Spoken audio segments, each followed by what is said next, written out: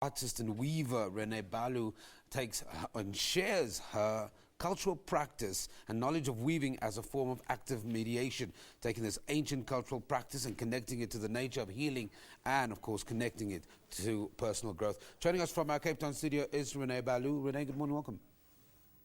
Hi, how are you?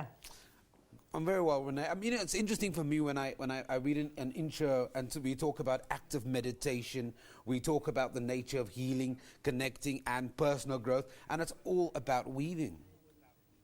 It is, yeah. I mean, we don't create that association with weaving, do we? No, not necessarily. However, you know, once you start getting into it, you start to recognize the metaphors that are actually held within the structure and the process of basketry. It's it's a really fascinating thing to work with and to see itself revealed to you as you experience that. Take me back to your personal experience when you started with weaving for the first time and when you started making those connections and realizing that there's so much more to this ancient cultural practice. Well, my first introduction to weaving came from the Indigenous Australian people, where I was really lucky to get to spend 6 months of my time. And it really blew me away how everyone sat in circle and shared.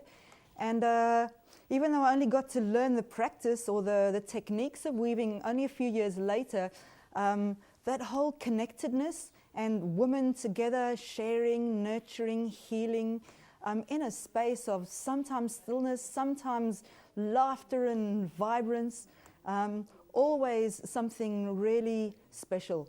So when I first learned the technique, it was within the context of a group of women, and I started to realize by experience how it actually affects you, you know, and how you can look at the ways of doing it and the patterns that underlie weaving baskets. Not only the patterns in the techniques themselves, or in the baskets themselves, or in each particular technique which has a different pattern, but also in our patterns within ourselves, which we go through while we're going through this process of weaving. So when you're in this space of active meditation, you get a chance to look and to observe yourself in that space and to reflect back on what works for you and what don't, you know, what doesn't. So it may be a very simple question, but Rene, why weaving? Why were you drawn to it? I have no idea. I mean, I studied fine art, and I actually studied it till I was halfway through my doctorate, actually, and I was speaking about metaphors of weaving, but that was from a cultural perspective rather than a creative perspective. So a creative as I mean artistic. I always thought basketry was just a craft, and I was an artist, you know. There's a different hierarchical level almost. And then I realized, you know, after starting to practice and starting to observe and feel, that basketry is actually a lived art. So it's, you know, it's a lived art that actually touches something really deep inside me, and it's an expression of who I am, because everything I find in basketry is a reflection of something that I've learned as a child growing up. My whole spiritual development is shown to me through my work in basketry, and this is what I share when I'm teaching. And I want to because it is such a part of myself. And I want to touch on that sharing of knowledge. Talk to me. What do you offer in the workshops? I mean, we understand it's the art of weaving, but it's so much more, isn't it? Absolutely, absolutely. So we do it in a circle context. So I come in and I come from different levels depending on who I'm teaching, right?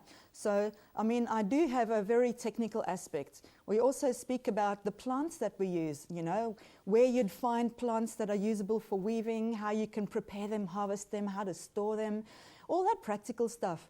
But at the same time, I'm always putting in my philosophy, because things emerge while people are weaving, you know. Somebody might stop and go, oh, I'm not really good at this. And I go, okay, now let's look at the pattern in that, you know. How do you reflect that to weaving this basket? Let me come back to you in a half an hour and you tell me if that is the same thing you're telling yourself, because something's going to emerge that you might not have thought of. So we work it quite organically. And really, it's so much fun, you know. It's not, it's extremely ceremonial or anything like that, but it's spontaneous and it's practical and it's very self-satisfying for everybody in the group. I mean, obviously, there's the stereotypical perception of weaving that it is predominantly done by women, and I mean, we wouldn't be wrong. But how has that grown? Throughout the years, do you find more men interested? Is there an uptake in men attending your workshops? You know, I think I put the word out for anybody to come, so I'm very open to whoever chooses to. And I really love it when men do come. However, I do find that it's 90% women who are drawn to this practice, you know, and perhaps that's something in the collective unconscious, I don't know, because of years of ancient times of sitting in circle. But saying that, there are a number of cultures where men are actually the weavers. For example, in France, in some places in the United Kingdom, you know, there are... it's not an exclusive practice to women, but it seems to be that's where the pull is. Yeah. One last question very quickly. Are you going to do any workshops, any exhibitions planned coming up? Well, I'm doing some workshops coming up next week in Hermanus and a retreat, which is a residential opportunity to really engage in this process. I'm also doing 2 workshops in Cape Town on the 17th and the 27th of March in Woodstock at Design Africa.